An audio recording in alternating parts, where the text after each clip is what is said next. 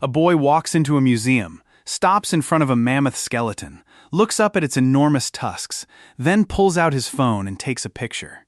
To him, it is a creature from the distant past. Strange, almost as if it belonged to another planet. But if another boy were standing beside him, 15 years old, named Tavik, who lived 30,000 years ago, he wouldn't understand why everyone was so amazed. To Tavik, this wasn't a prehistoric animal. It was simply an animal. One morning, Tavik and his father walk across a vast grassland. Suddenly, the ground begins to tremble slightly. In the distance, enormous dark shapes are moving. Woolly mammoths, massive animals covered in thick fur, with enormous curved tusks extending forward.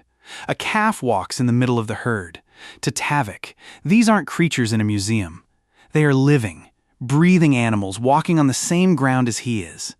You might be imagining that the rest of this world was simply made up of bigger, hairier versions of animals we know today. And to some extent, you wouldn't be wrong.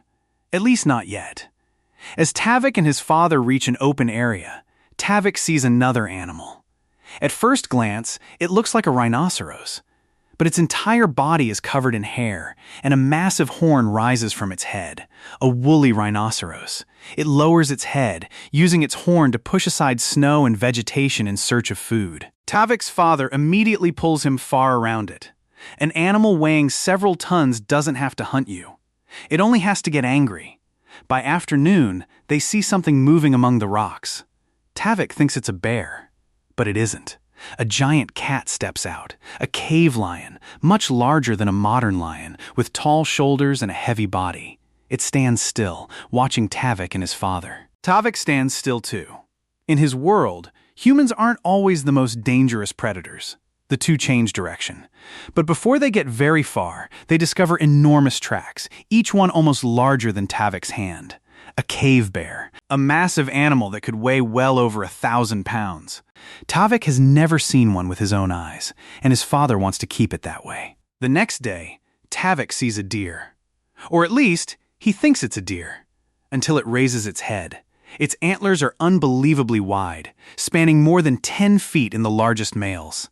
The giant deer, Megaloceros, a creature that tens of thousands of years later, humans would know only through bones, fossils, and reconstructions. Bigger elephants, hairier rhinos, heavier lions, larger bears. Deer with enormous antlers. By now, you've probably formed a pretty clear picture in your mind. Tavik's world was simply an enlarged version of the animal world we know today, like watching a familiar movie through a wide-angle lens. But in Australia, humans once lived alongside Diprotodon, a giant marsupial and distant relative of today's wombat. But instead of being small like the wombats you've seen, Diprotodon could weigh several tons. Imagine a wombat, but nearly the size of a car.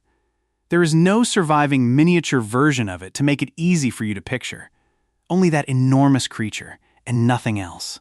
On that same continent, there were giant forms of kangaroos, such as Procoptodon, with large bodies, short faces, and an appearance significantly different from the kangaroos you're familiar with today. Prehistoric Australia was also home to giant flightless birds that wandered across the grasslands, with no modern animal preserving quite the same appearance. In South America, there was a creature that looked almost as if it had stepped out of someone's imagination. Glyptodon. A distant relative of the armadillo, but enormous, its body protected by a hard shell of armor.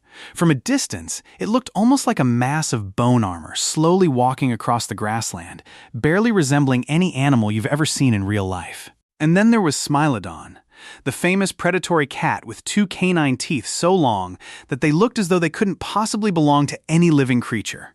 Someone who saw one in the wild certainly wouldn't think of a fossil in a textbook. They would simply know that this was an animal they did not want to stand too close to. You see, the assumption that these were just enlarged versions of modern animals has just fallen apart.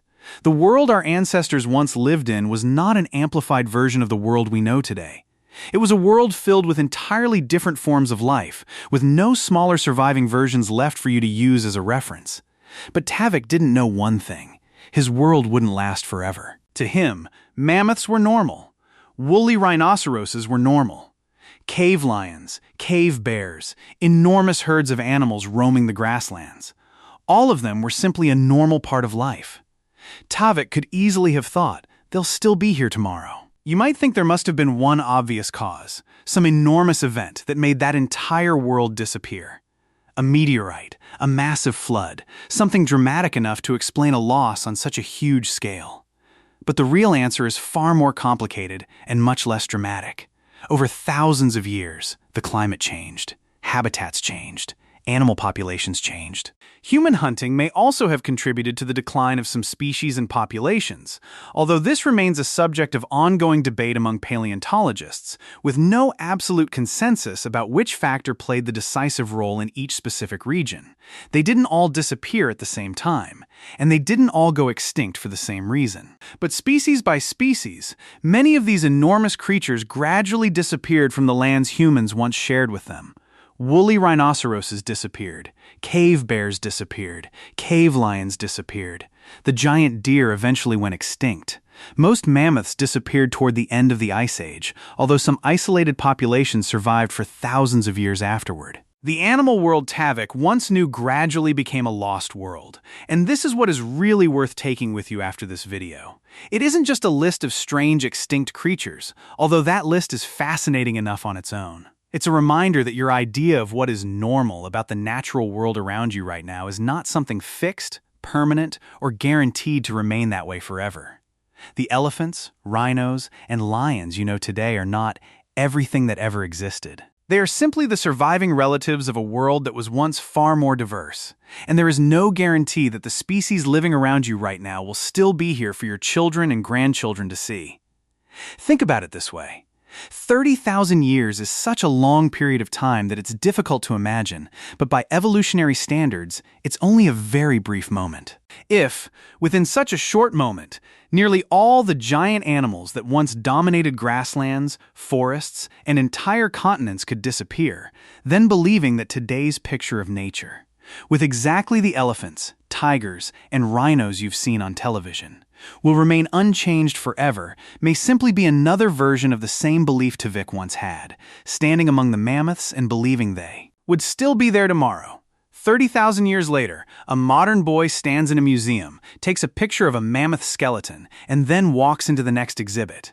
If Tavik could stand beside him at that moment, perhaps what would amaze Tavik wouldn't be the skeleton. It would be the fact that a creature once so common that he wouldn't even have bothered to stop and look closely now needs a glass barrier and an information plaque, just so another child, 30,000 years later, can believe that it once truly existed. We see mammoths through their skeletons. Tavik once could have watched them walking across the horizon.